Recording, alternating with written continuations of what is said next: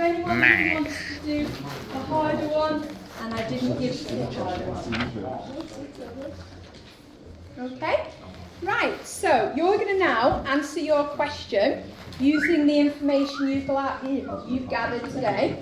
I'm going to give you 7 minutes because it's worth 6 marks, 1 minute of thinking, 6 minutes to answer. If you don't finish after 6 minutes, you don't finish. I will just mark what you have answered, Jess. Okay? Remember, you've got help down the left-hand side, or you're just finishing off the sentences. Okay, the 7 minutes starts now. Off you go. Put your hands up if you need help. So it's strong, violent winds and extremely cold temperatures of around -30. So that's what that means. Okay. You all right, boys? Do you need some help? You okay?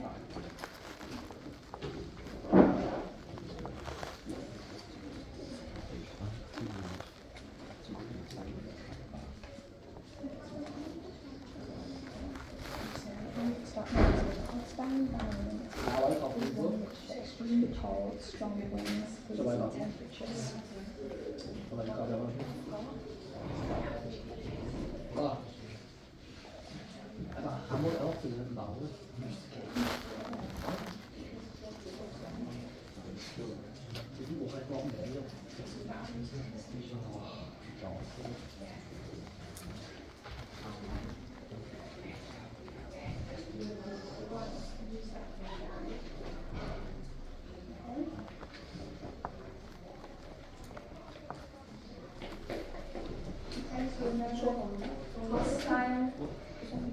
Hostile means freezing cold temperatures, strong winds.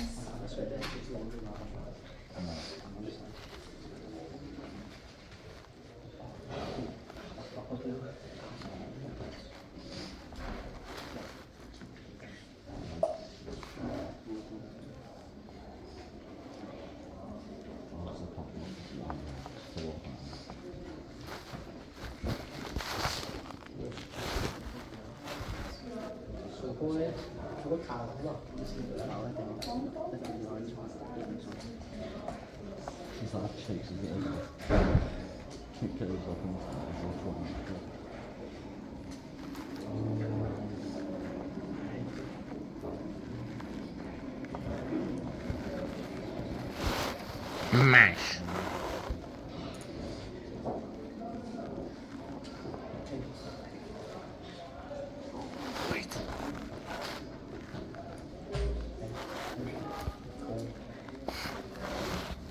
Basil.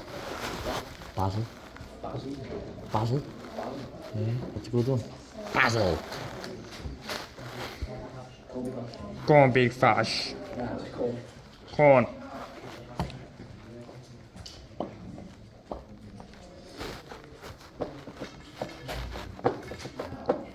Yeah.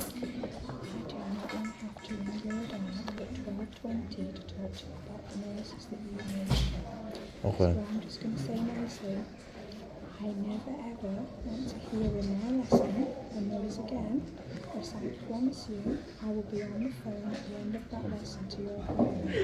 Okay. Thank you very much. Okay. Sit in different rooms.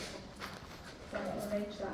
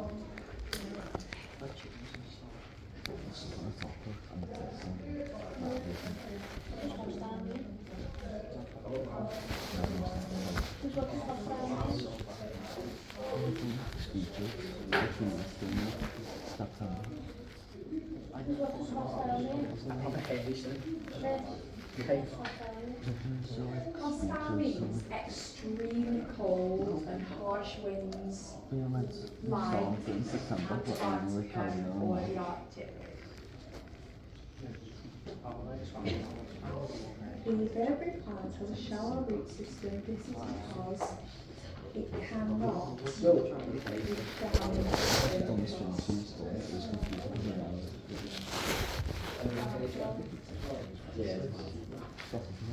Okay, yeah. So the Arctic fox has adapted by having thick fur and a black nose to absorb heat, and obviously the camouflage,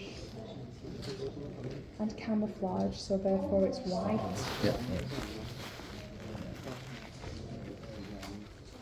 Okay, so you've got the last minute, remember you just writing about plants, and then write about an animal. You're going to say thick fur, you need to say it has thick fur to keep it warm in the freezing temperatures that can reach -30. That would get you a top mark.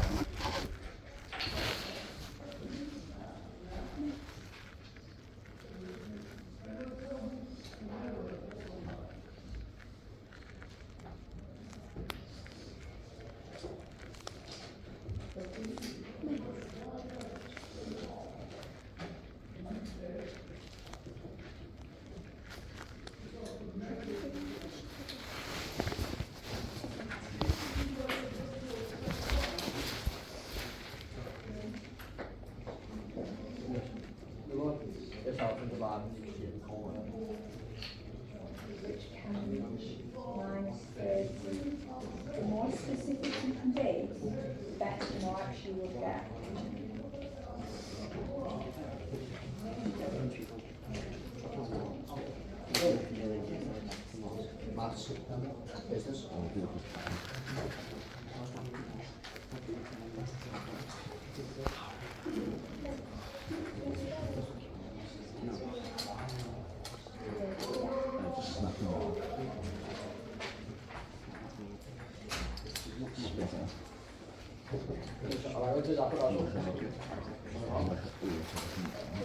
This should be about plants, and then I've added that extra sentence, which is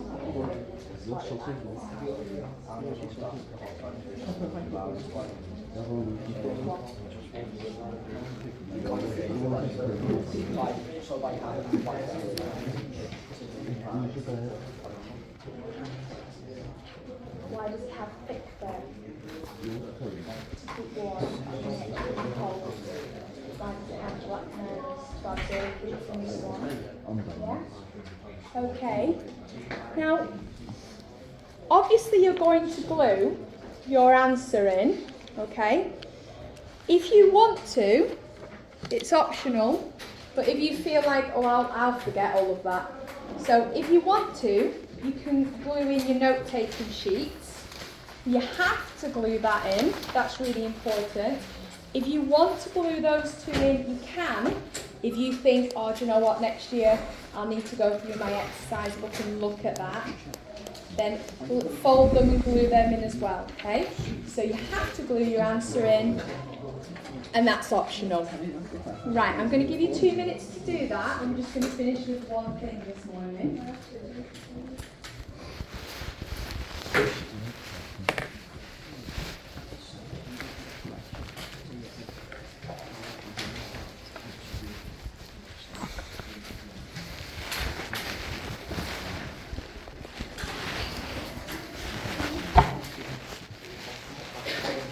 video. Okay.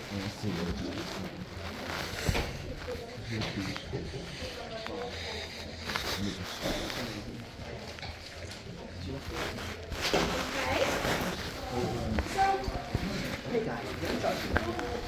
while you're gluing that in, I want you to have a think about the terms that we have looked at when we studied the rainforest. So, biotic and abiotic mean living and non-living parts of an ecosystem. Cold environments have their own ecosystem, and if one of them changes, the other is affected because everything is interconnected. So let's imagine that we had some extreme weather and some of these plants died out. Then the primary consumers would have nothing to live off. Then the secondary consumers would have nothing to live off. So one change in an ecosystem affects everything. For example, if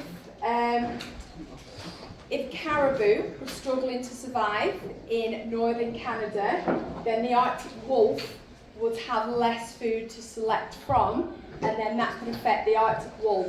The polar bear would severely be affected if they were diminished because they'd have no food. So everything affects everything else. Okay? When we studied the rainforest, who can remember what biodiversity means? Biodiversity. Oliver?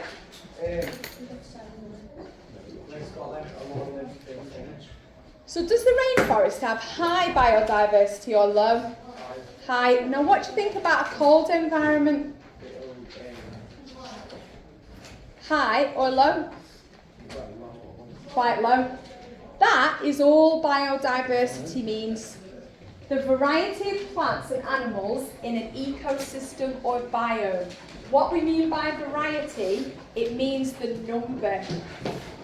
And when we look at a cold environment, that number is quite low. But you'd expect that, wouldn't you? So on the equator, this is where biodiversity is at its highest. The rainforest has the greatest number of species of plants and animals than anywhere on Earth. And in fact, you tend to get lower the further north you go. Right at the north, it has less than the desert. So cold environments have low, very, very low biodiversity. They do not have a high number of plants or animals, okay? So biodiversity means the number of plants and animals, and when it comes to cold places, that number is really low. Does that make sense to you? Because if we think about some of the features of a cold place, the climate's freezing. So how does the climate being freezing affect the plants? You can freeze. They can freeze, they can get blown over by the harsh winds. Do they have loads of sun? So they don't grow very much, they're very small. The climate being freezing creates a permafrost layer, doesn't it? Yeah, absolutely freezing. Animals that might have lived on the plants can't now because there isn't many plants because it's freezing. So everything in a cold environment is interconnected. Not a lot of people live in cold environments because there's actually not a lot of animals to hunt and eat. You can't grow lots of plants to eat, so less people live there. It's too extreme, the climate's freezing, you can't build very well in the permafrost. So it's kind of strange, but every single thing is connected. One thing has led to something else. So when we take a look at this, a very cold climate means a large number of plants do not grow, therefore they don't die and decompose. This makes the soil infertile as nutrients have not been returned. So you don't get fertile soils, you get infertile soils. you get soils with hardly any nutrients in them. So it's quite different to other biomes, okay? So I just wanted to finish today with a thinking task.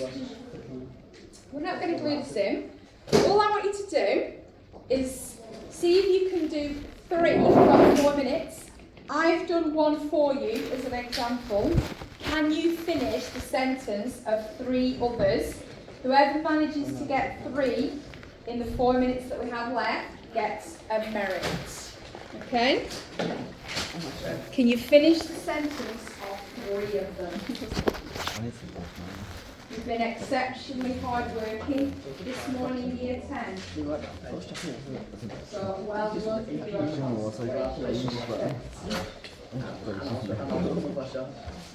Okay. Whoever can finish 3, put your name on it, and then I'll put merits over lunch. Okay, can you do 3, Dylan? Earn yourself a merit.